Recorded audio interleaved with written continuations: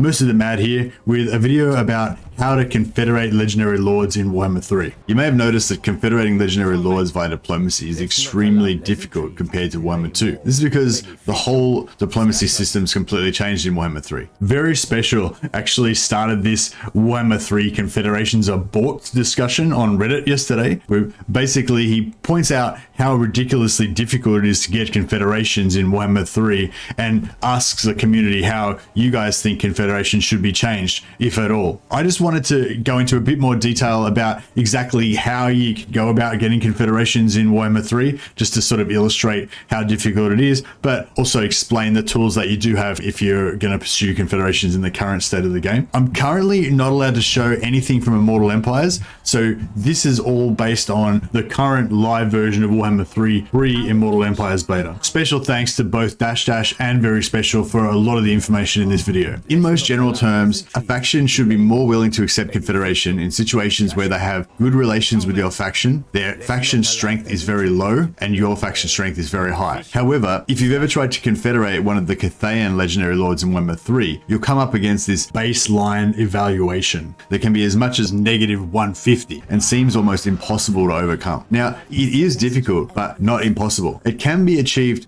fairly reliably by around turn 30 to 50, I would say. Now, there's three basic strategies to get confederation. The standard or friendly method, basically just playing normally, the betrayer method, and the bash confederation method.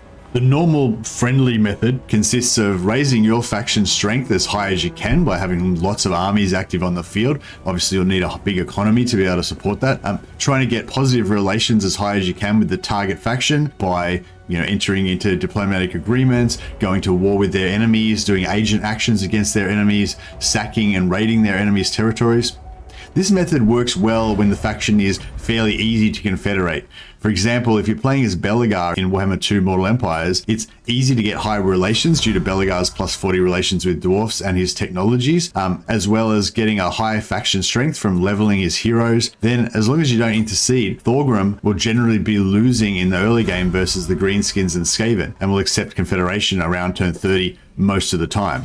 Essentially, you just get high strength, high relations, and just wait until the faction becomes weak enough to confederate. The only problem with that is if they never actually lose and never become weak, so there's a bit of a random element to it. The betrayer method is similar, except in this instance you make a military or defensive alliance with the target, then join battles with them as an ally, and then intentionally lose the battle. You can actually use artillery and magic to do friendly fire on your allies' forces to make sure they die, or you can even just concede defeat. If they're in force march, their entire army will be wiped out if you concede a defeat. If you're, when you're not in force march, you'll maintain high relations from having an alliance and supporting them in battle, but they'll get beaten down and lose all their faction strength due to you betraying them in all the battles that you join. This method can also be somewhat unreliable as it requires a bit of luck and a convenient common enemy with armies in the right place for you to be able to engineer your battlefield betrayals. The bash confederation method, or beating your target into confederation, is the only method that I usually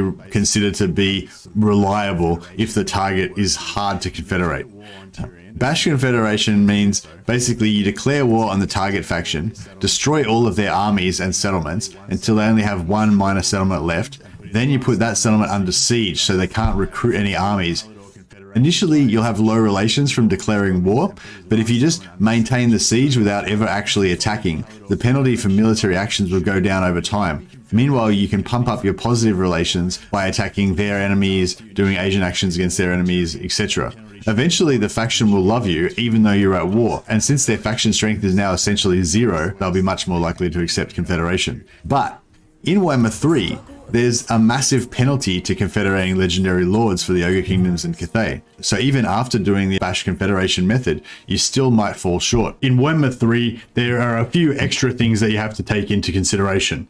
I'll just go through the deal evaluation breakdown that shows you all of the factors involved when you try to get a confederation with a faction. Diplomatic treaty is just the total of all of the below factors. If it's a green positive number, that means that the target faction will accept the deal. If it's red, that means that they won't. Baseline evaluation seems to be a combination of a number of other values, including a large penalty to Confederation for Legendary Lords. Also, positive relations affects this, but there seems to be a breakpoint at positive relations 150, where the baseline evaluation should drop by 20 points. You can see here, obviously, there's some other hidden factors that have dropped it down to 95, but that includes the 20 points from the high relations. So 150 relations is what you should aim for. Of course, if you're trying to confederate a non-legendary lord, this baseline evaluation penalty will be much lower anyway. So relative faction strength seems to soft cap at around 125 or so, but you can get more and more armies and get it higher, but it seems fairly easy to get it up to 125, and then it's harder to get it above that.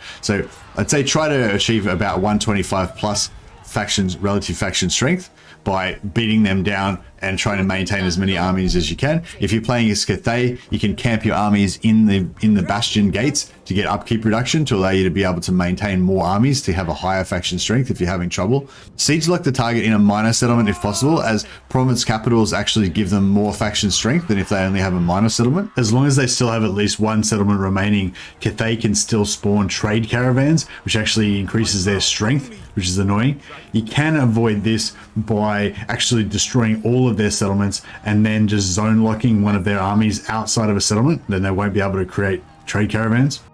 I don't know how diplomatic prospects is calculated, but it's generally only a small amount. It's generally a bonus of around 5.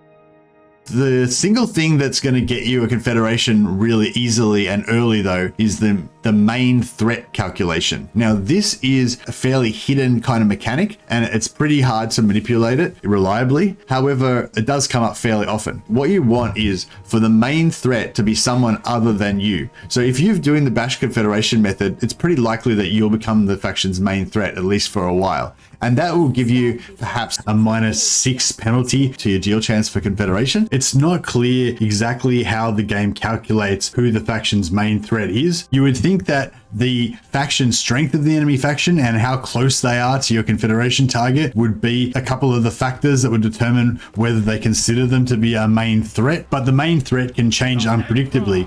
You could be considered the main threat one turn, then next turn you're no longer considered the main threat, then the next turn a different faction's considered the main threat. And it's not always easy to predict or understand why. And it seems like it might actually be a combination of a large number of factors, perhaps faction strength, proximity, of how aggressive the faction is, how many regions they currently control. We really don't know. But if you can get the main threat to be a different faction other than you, you'll actually get up to +22 deal evaluation. If you have everything else in place, then that +22 from main threat is often enough to get you the Confederation. I don't have a guaranteed strategy for getting main threat on another faction, but I'd suggest keeping one or more nearby major factions alive. Every time I've gotten main threat on Miao Ying, it's been either Grease's Goldtooth or Kairos that has become the main threat. Legendary Lords seem to be larger threats, and if there's a nearby Legendary Lord that's friendly with your target, you can use diplomacy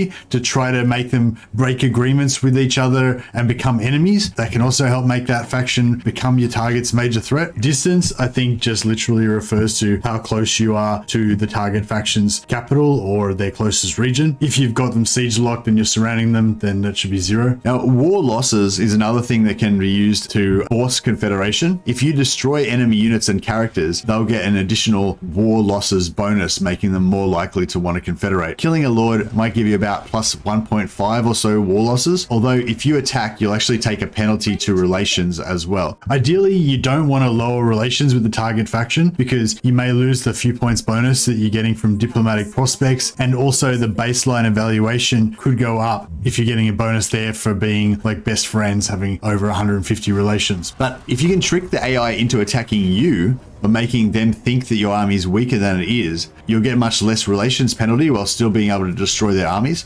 It's fairly easy to do this if you use Miao Ying or Zhao Ming as a one-man doom stack and just have them siege the enemy faction by themselves. then the AI will quite often sally out, attack your lord thinking that they're going to win, and then you can wipe out their entire army and then keep them under siege. In this way, you can fairly easily get war losses up to about 7.5, but you could definitely get war losses higher than that if you really put some effort into manipulating the AI. If you catch the AI army outside of a settlement, you can hit backspace as you're about to attack them to stop your movement when you're just inside their red zone of control, which means they'll also be inside your zone of control. The AI will then be unable to make any other move apart from to attack your army. So if you're zone locking them with a weak army, they'll attack you and you can kill their lord, but then you concede the battle and take a loss and retreat. Then they can actually replace their lord on their turn and then follow up and attack you again, allowing you to kill their second lord as well. Just make sure that you don't kill too many of their units in the first battle so that they still think they're strong enough and will attack the second time. So in this way, you can get +3 war losses from the one army per turn. But because you never actually attack them, you won't take any additional relationship penalty for military actions. If you keep doing this turn after turn, you can grind war losses until you force the Confederation. Although it's a little bit tricky to set up. You can't bribe factions when you offer the Confederation. The game will not let you add money to the deal. However, if they offer peace and they include money in the deal, which they generally always will, then you can add Confederation to the deal, then change the money so that instead of them offering you money, you offer them money, and then you can add as much money as you want. In this way, you can get up to +15 to the deal. Unfortunately, it's capped at +15. It's not like Warhammer 2 where you can just keep adding an infinite amount of money and always get the deal if you have enough cash. But you can see the bribe got us to only -4.2. So even without having 150 relations and the lower baseline evaluation that you would get with that, I could nearly get the deal with the bribe if I had just grinded a few more points of war losses. So in summary, if you get your relations with the target to +150, that should drop the baseline evaluation from 150 to about 130, giving you 20 points there. That's huge. Relative faction strength should be able to get it up to 115, 120, 125 fairly easily if you destroy all of their forces and lock them in a siege and have 2 or 3 strong armies of your own. Diplomatic prospects, we don't know what that is. It's usually only about ±5. Economic value, only if they offer you a deal, then you can then give them as much money as you want, up to a maximum of +15 economic value. Main threat can be as much as +22. That one's really powerful. You need to try to get strong factions that are nearby and get your target to not like them. A good way to do this is to find a strong faction that currently has a diplomatic deal with your target and then bribe that other faction to break the agreement. The betrayal will make them hate them and then often make them become their main threat instead of you. Or just invite them to go to war with your target faction. That should sour relations. War losses, if you just siege their final settlement with a single Lord Doomstack, then they'll likely sally out and attack you. You'll be able to destroy their Lord and you'll slowly rack up war losses that way. If you want to maximize it, you can trap one of their lords outside of a settlement, lock them in your zone of control and force them to attack you. So you can kill multiple lords per turn. As long as they're attacking you, you can inflict war losses without taking a relationship penalty for attacking them. So hopefully this video did a good job of explaining exactly how you can get confederations in Warhammer 3. Basically, if you destroy all of their forces, get your forces strong enough, you should be able to get about +125 for relative faction strength, get over 150 relations, and that baseline evaluation should go down to -130. At that point, you should be within, say, 5 to 25 points of getting the deal. Then you can either wait for them to offer peace, get +15 from bribing them, get the main threat to be somebody else, gives you a +22, or you can just grind them down over multiple turns by getting war losses. You should be able to get that up to about +15 if you really try. Overall, I think the Confederation system in Warhammer 3 is really good. They just have maybe slightly overtuned the difficulty of confederating legendary lords. If they just reduce that base deal evaluation by 10 or 20, that should pretty much fix it. VerySpethal's idea of having allegiance points be able to give you a bonus sounds really interesting. Check out the Reddit post if you want to add to that discussion. I'll put a link in the description below.